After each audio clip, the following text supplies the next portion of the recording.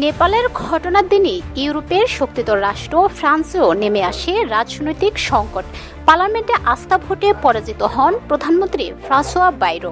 President ম্যাক্রোর কাছে পদত্যাগপত্র জমা দেওয়ার সঙ্গে সঙ্গেই ফরাসি রাজনীতিতে নেমে আসে এক অনিশ্চিত ভবিষ্যতের ছায়া। বিশ্লেষকরা বলছেন এই ধাক্কা ম্যাক্রো সরকারকেও নড়বড়ে করে দিয়েছে। এর আগে 7 সেপ্টেম্বর পূর্ব এশিয়ার অর্থনৈতিক পরাশক্তি জাপানে ঘটে আরেক নাটকীয় পরিবর্তন।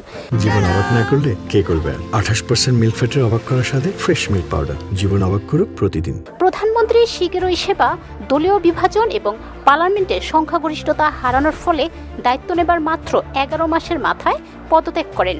এতে জাপানের রাজনৈতিক অঙ্গনে ফিরে আসে অচেনা অস্থিরতা, যা এক দশক আগের টালমাটাল সময়কে স্মরণ করিয়ে দেয়। 29 আগস্ট থাইল্যান্ডের প্রধানমন্ত্রী পেতুমতার্ন সিনাওয়াত্রার উপর নেমে আসে আইনি বিপর্যয়। নৈতিকতা লঙ্ঘনের অভিযোগে আদালতের রায়ে তিনি পদত্যাগে বাধ্য হন। মাত্র 1 বছর ক্ষমতায় ছিলেন তিনি, কিন্তু বিতর্কিত সিদ্ধান্ত ও প্রশাসনিক দুর্বলতায় তার মেয়াদ দীর্ঘায়িত হয়নি। এই 4 দেশের প্রধানমন্ত্রীর একযোগে পদত্যাগ কেবল বিচ্ছিন্ন ঘটনা নয়, বিশ্লেষকদের মতে এটি বৈশ্বিক রাজনীতির এক নতুন অধ্যায়ের সূচনাও হতে পারে।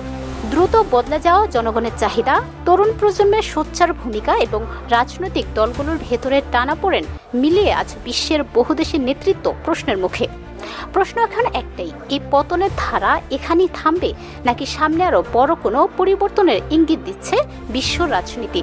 জেনজিরা জানে কাকে ক্ষমতায় বসাতে হবে আর কাকে সরাতে হবে, এটা খুব ভালো করেই জানে। এই জেনারেশনের কাছে কোনো অনিয়মকারী কিংবা দুর্নীতিবাজের ঠাঁই নেই।